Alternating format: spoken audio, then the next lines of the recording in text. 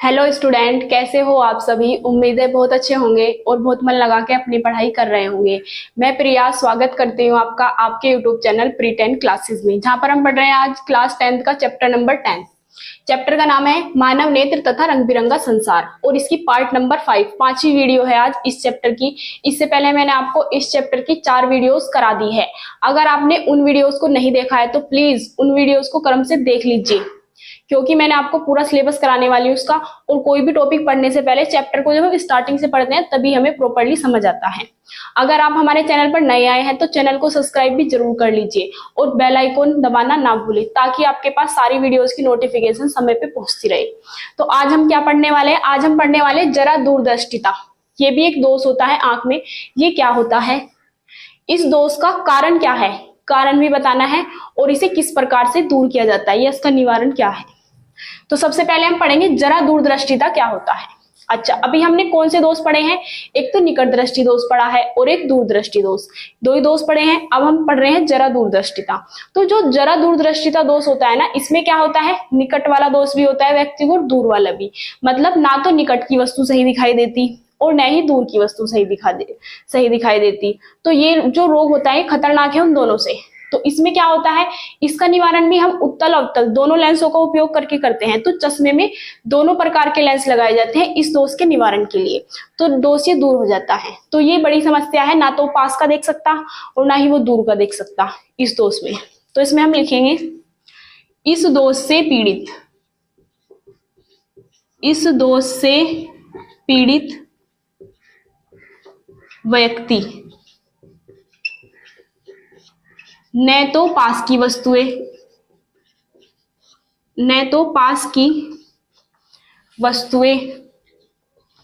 स्पष्ट रूप से देख सकता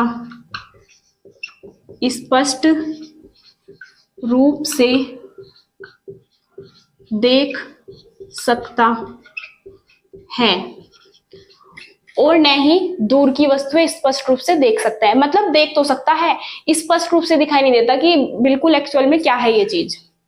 देख सकता है, इस दोष से पीड़ित व्यक्ति न तो पास की वस्तुएं स्पष्ट देख सकता है और न ही दूर की वस्तुएं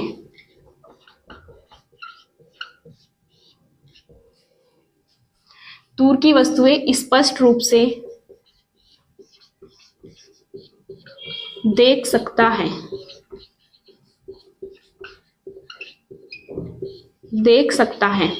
इससे प्रतिबिंब क्या होता है, ना तो रेटिना से पहले बनता और ना ही रेटिना के बाद। मतलब रेटिना पे फिक्स नहीं है, कभी तो पहले बन जाता है और कभी बाद। तो इसमें हम क्या लिखेंगे, जिससे वस्तु का प्रतिबिंब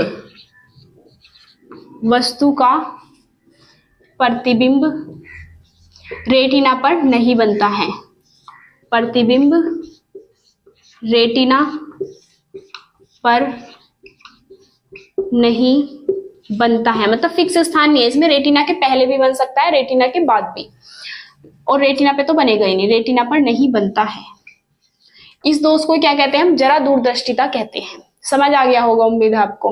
अब आप इसका स्क्रीनशॉट लेके नोट कर सकते हैं। आगे मैं आपको क्या कराऊंगी, इसका कारण और इसका निवारण, इसे नोट कर सकते हैं आप। अब हम आगे पढ़ने वाले जरा दूरदृष्टिता का कारण क्या होता है, किस वजह से व्यक्ति के नेत्र में ये वाला दोष होता है। तो जो जरा दूरदृष्टिता दोष होता है ये क्या होता है, व्यक्ति की उम्र बढ़ने के साथ, मतलब अधिकतर बुजुर्गों में पाया जाता है। ये जो बुजुर्ग व्यक्ति होते हैं उनकी आंखें क्या हो जाती है, कमजोर। आंखों की मांसपेशियां जैसे समय बढ़ता रहता है तो उसकी मांसपेशियां भी कमजोर पड़ जाती है और उनकी आंखों का ना लचीलापन खत्म हो जाता है। लचीलापन क्या होता है, मतलब इधर उधर घुमाने की, आंख को हम इधर उधर घुमा सकते हैं ना, इधर उधर का देख सकते हैं, तो वो वाली शक्ति उनकी खत्म हो जाती है। आपने देखा होगा बच्चों को, जो बच्चे होते हैं ना छोटे, उनकी आंख क्या होती है, बहुत ज्यादा लचीली होती है। उनके नेत्र में लचीलापन बहुत ज्यादा होता है। जैसे उन्हें एक जगह पे बिठा देंगे तो कोई नई चीज हुई एकदम दिखाई दे जाएगी वहां पे वो रखा है और बस उस चीज को एकदम उसके पास जाने का प्रयास करेंगे वे। तो जो बच्चे होते हैं उनकी नेत्र में लचीलापन बहुत ज्यादा होता है, लेकिन जैसे ही उम्र बढ़ती जाती है तो आंखों का जो लचीलापन है वो कम होता जाता है धीरे धीरे। तो इसमें हम लिखेंगे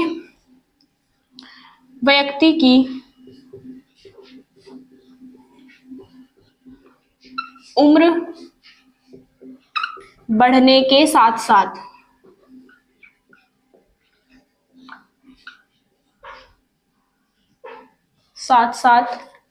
नेत्र की मांसपेशियां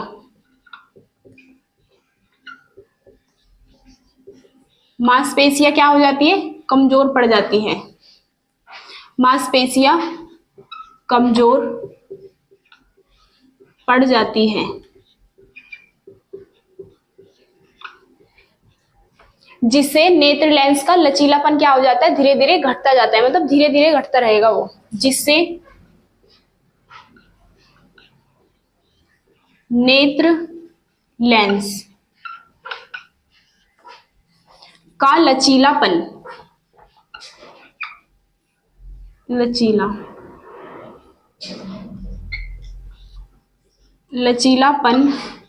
घटता जाता है, धीरे धीरे घटता रहेगा, घटता जाता है, जिससे क्या होता है? व्यक्ति को पास व दूर की वस्तु देखने में कठिनाई होती है, जिससे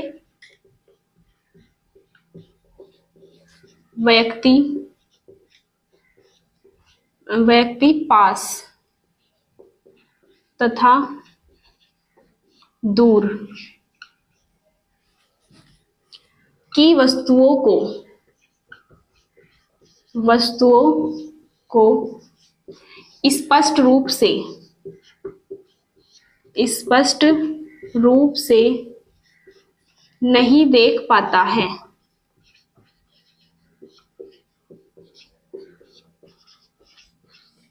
अब हम लिखेंगे इसका निवारण, तो हेडिंग डालेंगे निवारण। इस दोष का निवारण किस तरीके से किया जाता है? जैसे कि हमने पढ़ा है, जो निकट दृष्टि दोष है उसके लिए तो कौन सा लेंस उपयोग होता है? अवतल। और जो दूरदृष्टि दोष है उसके लिए कौन सा लेंस उपयुक्त होता है? उत्तल। तो इसे निकट की भी वस्तु सही नहीं दिखती, दूर की भी, तो इसके लिए क्या है? दोनों तरह के लेंसों का उपयोग करेंगे। तो इसमें हम लिखेंगे इस दोष को दूर करने के लिए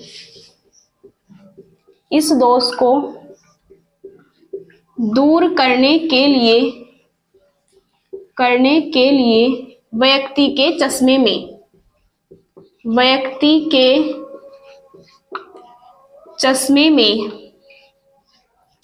उचित फोकस दूरी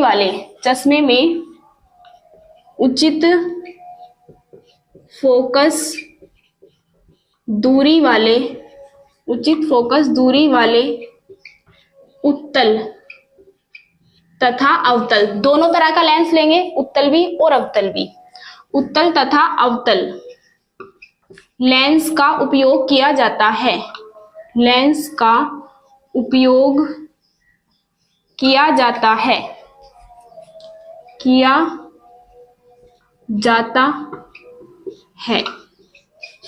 तो लेंस का उपयोग तो करेंगे। अब जैसे चश्मा है हमारा ये, तो चश्मे में हम नीचे वाली परत में तो कौन सा लेंस लगाएंगे? उत्तल।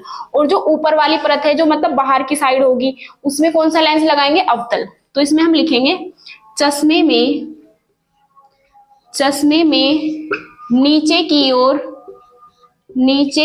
ओर कौन सा लेंस लगाएंगे? उत्तल।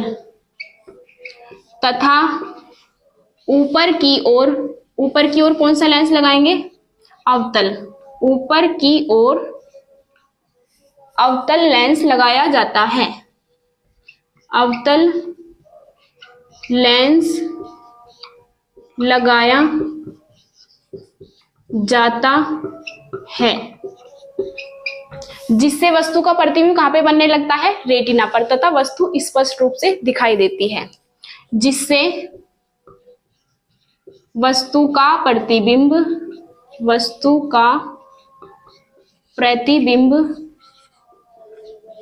रेटिना पर बनने लगता है।